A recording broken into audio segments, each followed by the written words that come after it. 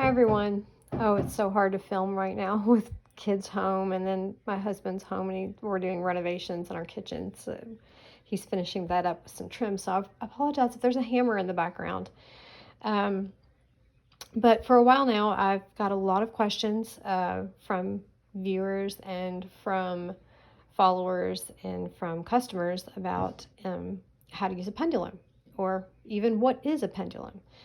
And I've been promising you guys a video, and I also said that I would show you my personal pendulum collection, and this is it.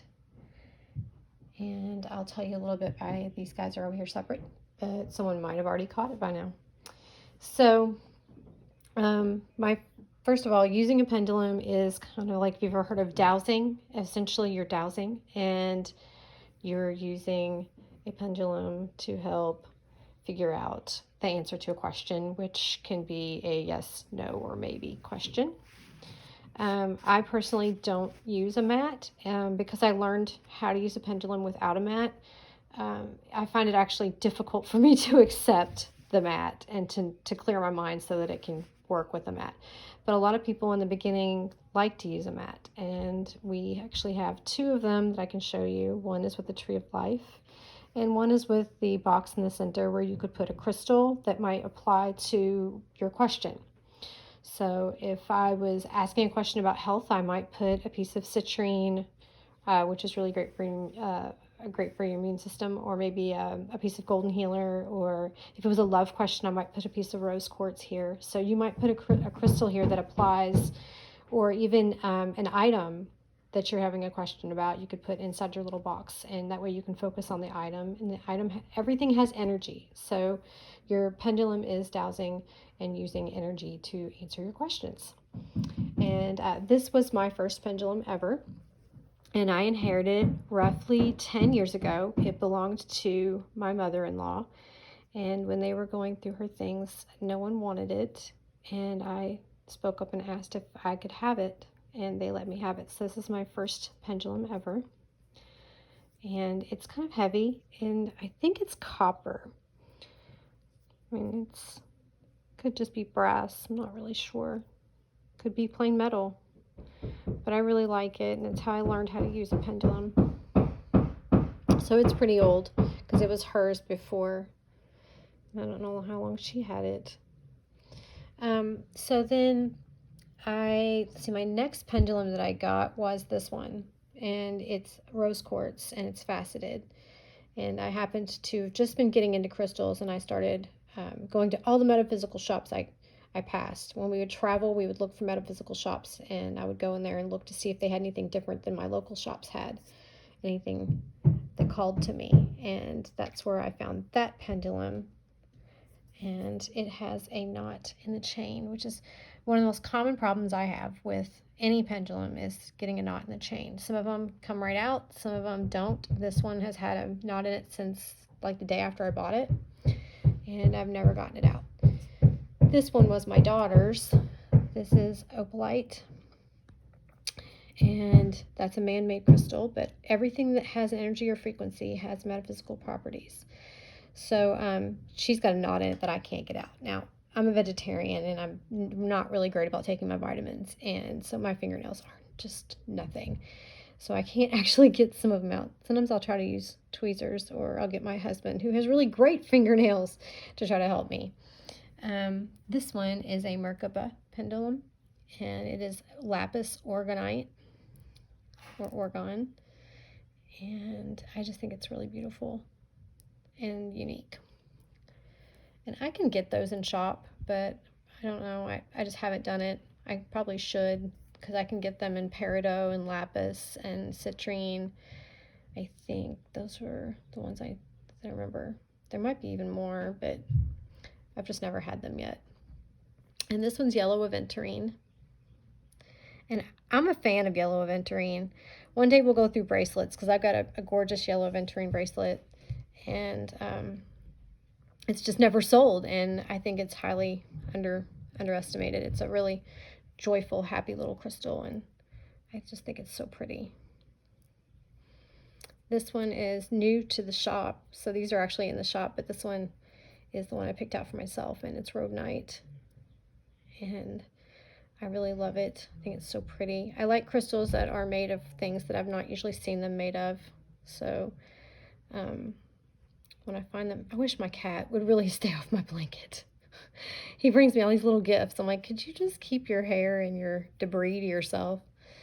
So this one's Chrysocolla, and it's really pretty. He's small. So when I order the Chrysocollas, because this one is also Chrysocolla, they come in a wide variety of sizes and shapes. So they can be short like this, or they could be really big, and sometimes they're in the middle, and they all look different because, of course, they're made of crystals. So I really love Chrysocolla. I think it's beautiful, and I like them to be different. I found that when I shop for crystals, I look for something to be different. I want it to stand out. It's part of probably what I like about them is no two are exactly the same. This one's prehnite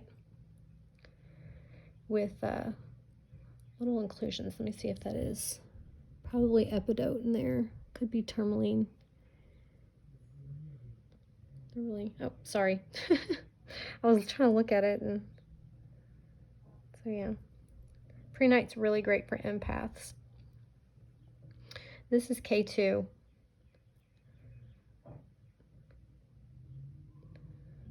So it's essentially like azurite, which is lapis and malachite in granite. And in K2, the blue would be more like lapis azurite or azurite, and then the greener pieces would be more the malachite. So you never know what you're going to get in those either. When I order them, they're all different. This one is larvacite. Oh my gosh, the cat hair. Let's see. He has a little bit of flash to him, so I really like him. Once took a quiz that said that black labradorite or larvacite was one of my soul stones. He's not showing it to us, but that's okay. Oh, there it is. It's pretty. This one is lepidolite, and that is just my blanket shedding now because I don't have a white cat. He's black and white. So this one's lepidolite, and lepidolite is really great for insomnia, stress, and anxiety. It has lithium in it. So I'll talk about when I go into bracelets and I talk about those, I'll talk about more about wearing lepidolite because you need to be aware when you're wearing it, and I'll talk about why. Maybe I'll do that in my next video. This one's really pretty. But it comes in like different shades too. You can see dark purple lepidolite, and the whole thing might be really dark. Let's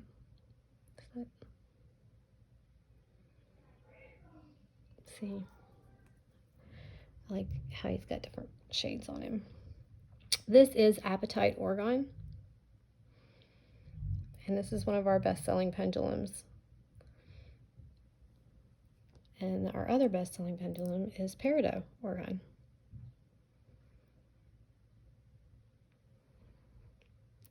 And this one is infinite stone.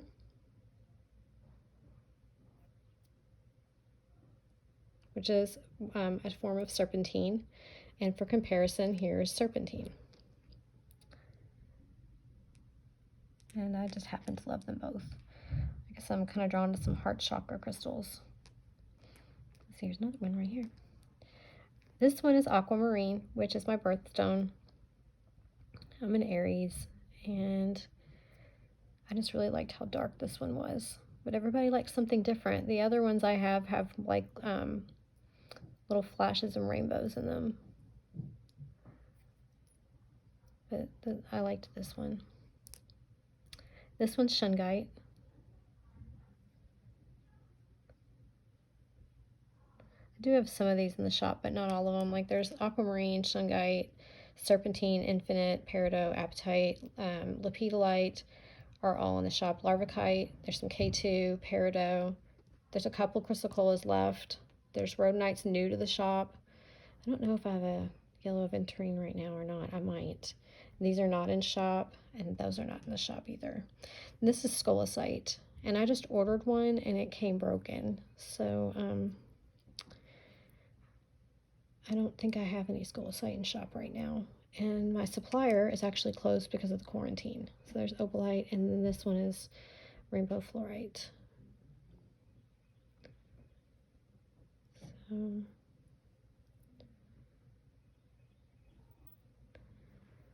there we go. So now I've talked to you about, I guess I'll talk to you about how to use a pendulum. How I'm going to show it to you one-handed is going to be fun. I might have to use the mat, even though that's not what I usually do. Oh, you know what? I've got an idea, because I was going to say I need a hand, and I'm filming. Okay. All right. So in the shop, on our website specifically, because we're not allowed to sell copyrighted material on Etsy. So on our website specifically, we sell a pendulum beginner kit where you get, I don't have one out, a faceted, but it's clear quartz instead of rose quartz, a faceted quartz pendulum with a mat, and it is the Tree of Life mat with a copy of a little bit of pendulums to get people started. So that is something that we do sell in the shop. And then, let's see. Oh, these are my little broken friends. So when a supplier sends me pendulums and they're broken, see, like all of them are broken, I can't sell them. And sometimes I'll say, do you want me to send these back? And they'll be like, no, and they'll refund me for them, and they don't want them back, but they're crystals and I just don't have the heart to throw them away. So I keep them. And this one's Ocean Jasper. And this one's Pre-Night.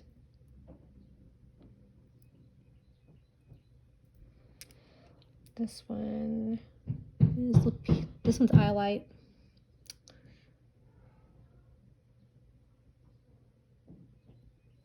And this one is Carnelian.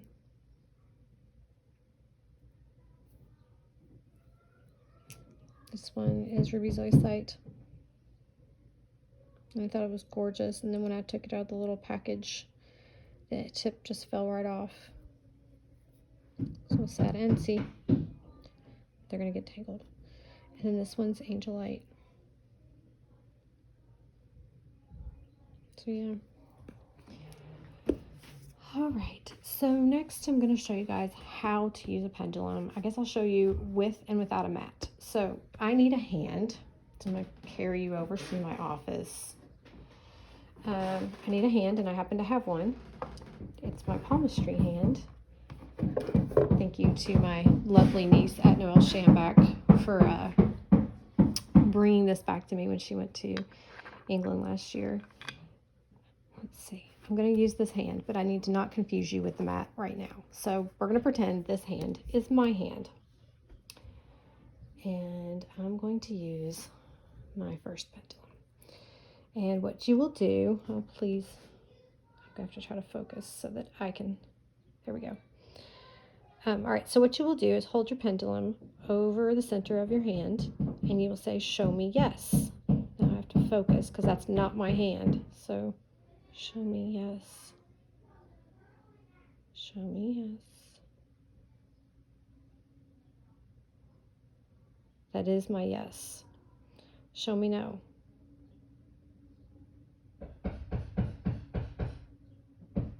Show me maybe.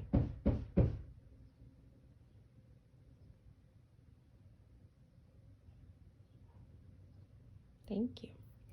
Okay, so your yes and your no might be different. My niece's yes is a circle, and her no is a line. So hers is the opposite of mine. And they might even go in a different direction. For example, my yes is back and forth, and my no goes in a circle this way. Your no might go in a circle this way. Your yes might go this way, or it might go this way. So you have to clear your mind, and you just focus and ask the question until you get an answer, and you just stay with it. Show me yes. If it helps you to say it out loud, you can. Or you can just think it in your head. Show me no. Show me maybe. Now there's something you need to know about pendulums. In the beginning, you might not know your yes and no and your maybe.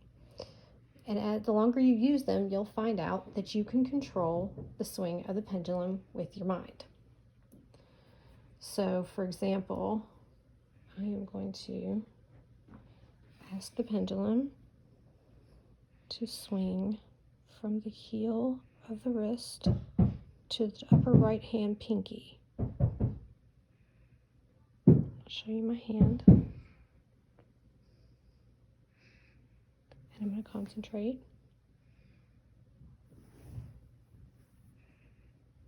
And now I'm going to ask it to make a circle counterclockwise.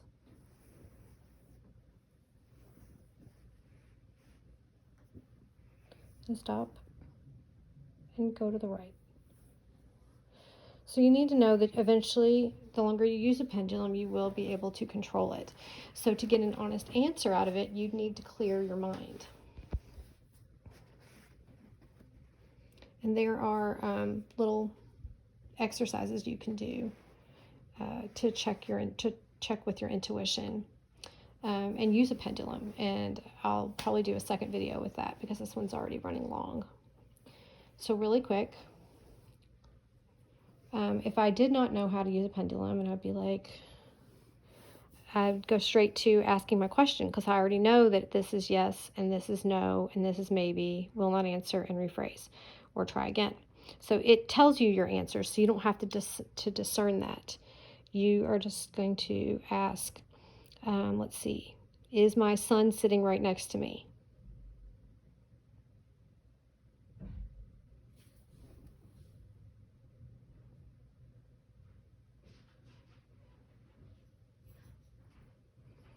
Well, I happen to know the answer to that because there he is. Hi. But let's see if there's one I don't know the answer to. Let's see. Aiden, do we have any questions that we can ask? I don't actually have any questions right now. How can you tell if it's pointing to rephrase or will not answer? The same thing with maybe or try again. Okay, well, it's going to swing towards it. More than the other? Yeah, see, like that's me swinging it, but it would swing pretty defined. Your swing might start out small or not at all, so you got to stay with it and work with it. Can you go find out what your dad wants? Because I can't edit and I can't do retakes. So I don't have a question. I wish I had a question to ask. Let's see. I don't have a question. Let's see. Will I get to go to England this summer?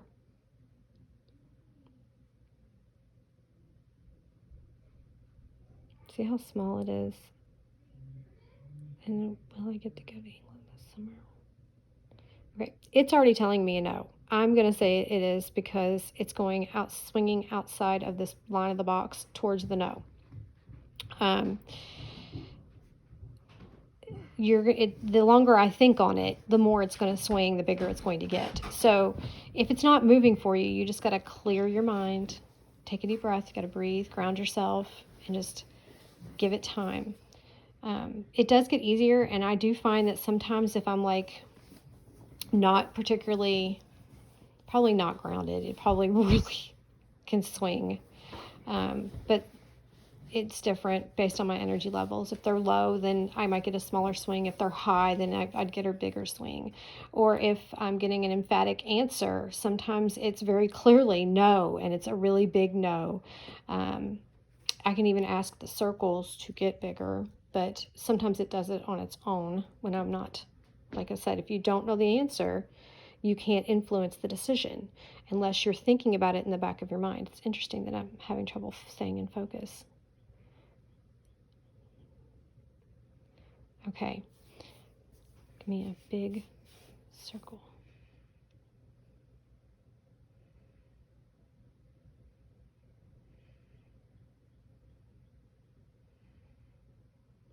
Bigger.